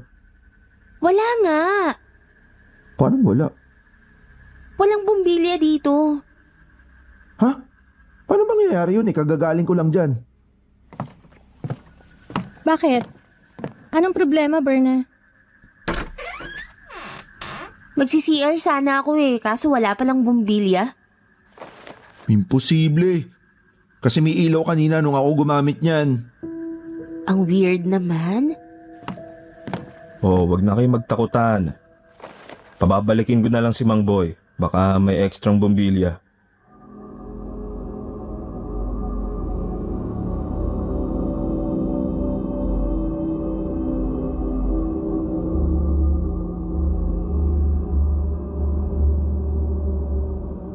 Nakabalik din naman kaagad si Mang Boy. Nagawa rin itong kabitan ng bumbilya ang banyo. Inalis daw talaga yon ni Mang Boy pansamantala dahil ginamit niya sa likod bahay nila. Nakalimutan lang daw ibalik. Pero sa totoo lang, Sir Wilmore, hindi pa rin namin alam ng mga sandaling yon kung may kababalaghan nga ba sa tinuluyan naming rest house. Lalo't nagsimula ng magkatakutan.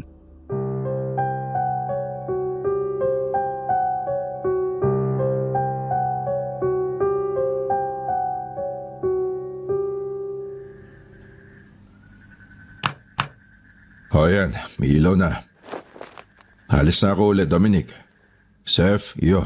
Bay, huwag mo naman takutin ang mga kasama mo. Maloko talaga yan eh. Ako na hong bahala. Maraming salamat po ulit, Mang Boy. O siya, dyan na kayo.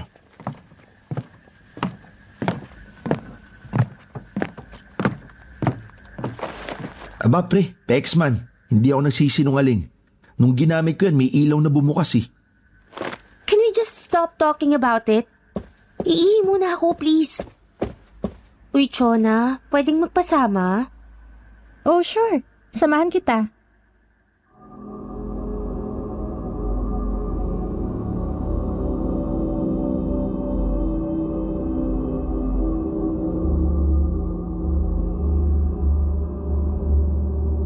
Kinagabihan, bandang 10 p.m., nagkayayaan na uminom dahil nagdala ng in-can na beer sina Chef at Berna.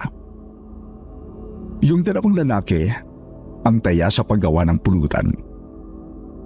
Habang kami ni Berna, nanonood kami noon ng bubble gum sa sala. Tawa ng tawa.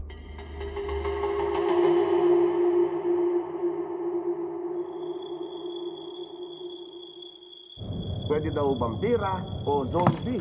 Kasi nga, ikaw masasabi. Oh, eto ng pulutan. Tokwat baboy, ladies and gentlemen. Wow! Wala bang kanin dyan? Anong kanin? Ano to, boodle fight? May nakasalang pang sopas para mamaya kapag nalasing tayo. Ang sarap magluto ni Seth eh. Pwede na mag-asawa. Oh, narinig mo ba yon, babe? O sige na, mag-asawa ka na. Ikaw lang daw ang nais ni Seth, Berna. Dahil ako lang naman ang nagtsatsaga. Sobra ka naman sa akin. Joke lang. Ikaw naman, babe. Hindi ka na mabiro. I love you. I love you too. Ayaw mo pa magpakasal? Ayoko pa. Eh, i-advance na lang natin yung honeymoon. Mukha mo, no? Pre, payag daw si Berna. Basta dyan ka sa master's bedroom matutulog. Huwag na pala. Okay na sa aking umuwing virgin. Virgin mo mukha mo. Bakit parang feeling ko may alam kayo na hindi namin alam tungkol sa master's bedroom na yan? Wala naman. Nagkakatakutan lang. Duwag kasi si Seth eh. Pero seryoso, tingin nyo, bakit kaya bawal sa master's bedroom na yan? Kasi nga kwarto yan ng may-ari. Pangit naman kung ginagamit ng iba-ibang tao, di ba? Can I share something? Sure. Uy, baka nakakatakot yan ha? Kanina kasi, di ba nag-shower ako dyan sa bathroom na papunta sa may kusina? May connecting door pala roon papunta sa master's bedroom. Unlike this door outside, walang padlock. Doorknob lang. I tried opening kasi baka mamaya hindi nakalock. Hindi ako komportabling maghubad na may pintong bukas, syempre. Sarado naman siya. Tapos, habang nagsa-shower ako, parang may pumipihit ng knob galing sa kabilang room. Alam niyo yun? Yung parang may nagtatry kung nakalock o hindi. Oh, sa Manila na yata ako maliligo. Oh no, I have an experience too. Kanina rin, nung nag-shower ako, nagbubukas sara yung faucet. Iniisip ko na baka mahina lang yung pressure, kaya binaliwala ko kahit natatakot na rin ako. There's an explanation with that. Yung kay Berna, tama siya sa assumption niya. Medyo mahina talaga ang pressure ng mga tubig dito sa Tagaytay. Karaniwang problema yan. Yung sa'yo, love, possibly medyo luma na at loose na yung knob. Nung sinubukan mong buksan, siguro medyo umipit. Kaya medyo tumunog nung naliligo ka na. Tapos akala mo may pumipihit. Eh paano kung... Seth, hindi tayo nagpunta dito para ma-stress sa ghost stories. Nag-a-unwind tayo. Pero alam mo, Dom, nagsisimula na akong ma-curious sa kwarto na yan eh. Anong meron sa loob?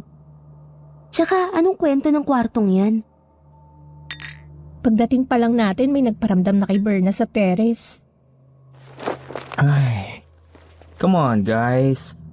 Can't we just enjoy how peaceful this place is?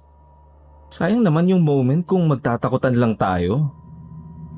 We're just curious, Dom. Ano bang kwento ng bahay na to? Anong kwento ng mga may-ari? Tsaka nasaan sila? Tapos bakit nila iniwan to? Nasabi ko na to last week after ng ocular namin ni Seth. Yung mag-asawang may-ari ng bahay na to, nag-migrate sa US. Rest house na lang nila to. At para may income pa rin na mag-generate, lalo na't may pinasasahod na caretaker, they decided na parentahan sa mga naghahanap ng matutuluyan dito sa Tagaytay. Okay? So basically, this house is not abandoned. They're not keeping any secrets. This is not a classic horror movie. Maybe yung master's bedroom, nandyan yung mga valuable items ng pamilya. That's why we're reminded to keep our hands off of it. Luto na yata yung sopas. Sino pwedeng sumama sa akin? Tara, buksan natin yung master's bedroom. Fern, Ano bang tumatakbo sa isip mo? Sisilipin lang natin. Wala tayong gagalawin. Wala tayong hahawakan. Anong problema dun? Ang concern ko yung sopas. Hindi tayo nagpunta rito para mag-ghost hunting. No one's talking about ghosts, Dom. Natatakot ka ba? Berna. Guys, kumukulo na yung sopas. Eh di patayin mo.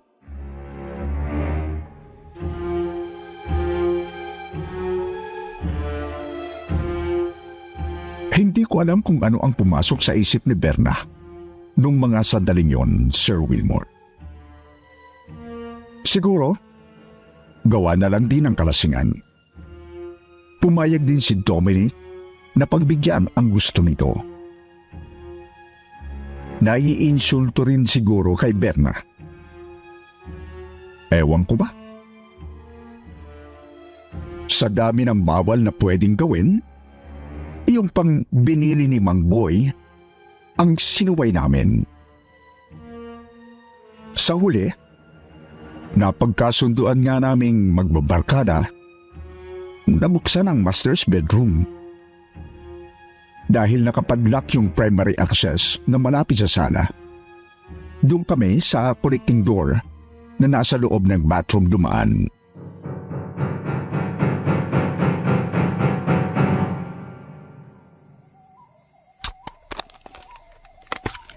Ano pre, malapit na ba yan? Saglit na lang. Parang ang lamig naman ng singaw ngayon dito sa bathroom. Baka dyan sa bedroom nang galing. Got it. Nice one, pre. Pwede ka lang akyat bahay. Ready na ba kayo? Let's go. Let's see what's inside.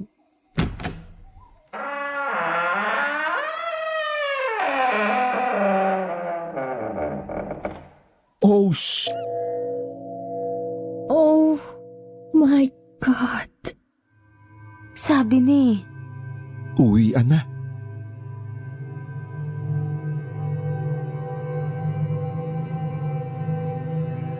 Para kaming nabuhusan ng malamig na tubig nang makita ang loob ng master's bedroom.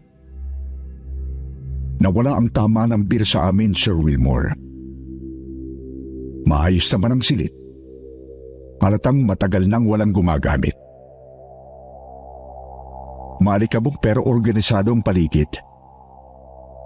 May krus sa ulunan ng queen size na kama.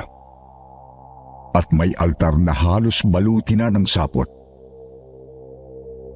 Wala naman sanang nakakatakot sa mga yon. Normal lang ang lahat. Maliban lang sa kalansay na nakaratay sa kama. May gapos na lubid at nakatali sa bawat kanto ng higaan ang mga kamay at paa. Gumapang ang kilabot sa mga balat ko sa nakita namin. Bakas naman sa mukha ni Berna ang kaba at takot. Natahimik kami sa nakita. Halos walang makapagsalita.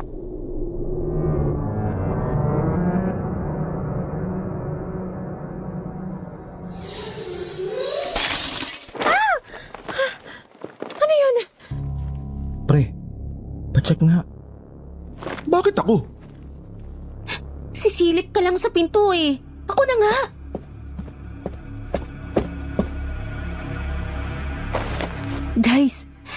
Guys, yung sopas. Bumagsak. What? Maayos ba pagkakapatong mo nun, Seth? Kabaho naman. Sige na, labas na kayo. Isasara ko na to. Paano yan bumagsak? Wala na tayong hihigupin. Baka hindi maayos yung pagkakapatong ni Seth. Let's just clean it up. Holy Ano yun? Parang may tumatakbo sa taas ah.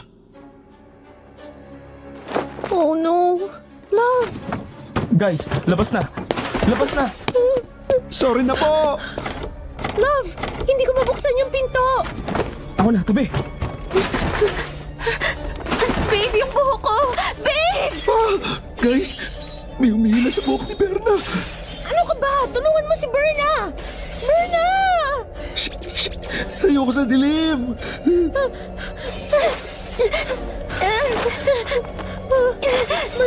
Are you okay? Okay na ako! Let's go! Let's go! Sakay na sa kotse!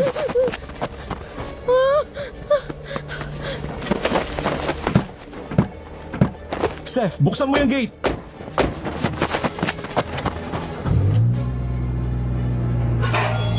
Teka! Huwag niyo akong iwan! Sakay na! Dali!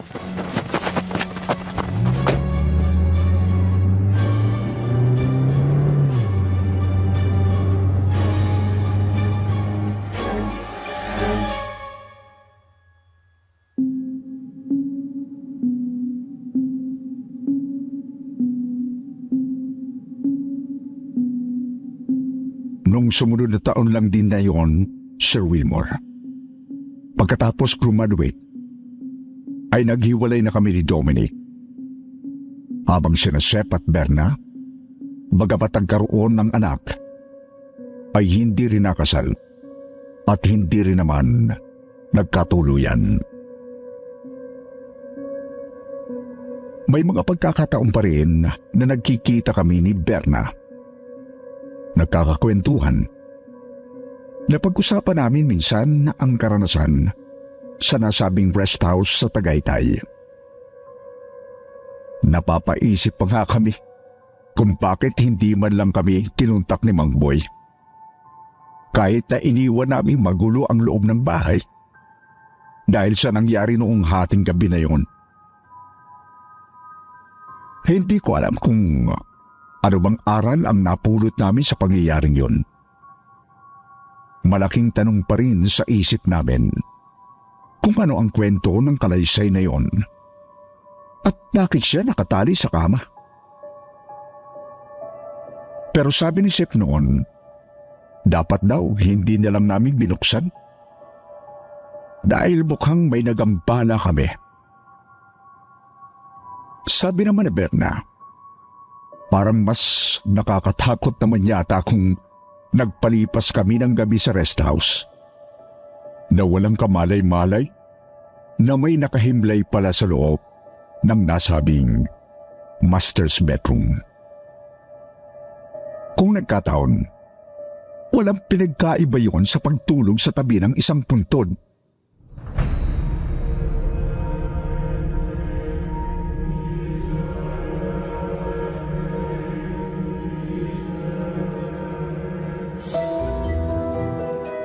May mga kaibigan, dumako tayo sa paborito nating shoutout portion. Shoutout going out to Elizabeth Dacles, Laika Linog, Angelica Ruchilialto, Team TCS Part, Hamila Luzano de Lara, I Am Mars, Athena Lee, Ronel Umahan, Rosie de Mesa, Virginia Bongo. At ngayon mga kaibigan, magbabasa naman tayo ng pinakamagandang comment galing kay Malu Kulansa at Virginia. Sabi ni Malo, lagi akong nakikinig dito. Ang gaganda kasi ng mga kwentong padala ng mga sender. Habang naglilinis ang bahay o nagluluto, naglalaba, nakikinig ako. Sana minsan karanasan ko naman ang mapapakinggan ko dito sa channel ninyo. God bless po sa channel at sa mga nakikinig. At sabi naman ni Virginia, hi po kwentong takip silim at sityo bangot. Ang ganda talaga ng mga makatotohanang kwento at ang gagaling ng mga narrator. God bless us all from Bahrain. Sa mga hindi naman nabanggit, sa susunod na lang po, huwag niyo pong kalilibutang mag-reply sa ating shoutout box na nasa comment section para ma-shoutout ang pangalan ninyo. Muli po, mula sa bumubuo ng kwentong takip silim at sityo bangot, ito ang inyong lingkod, Sir Wilmore Plupino. Nagpapasalamat.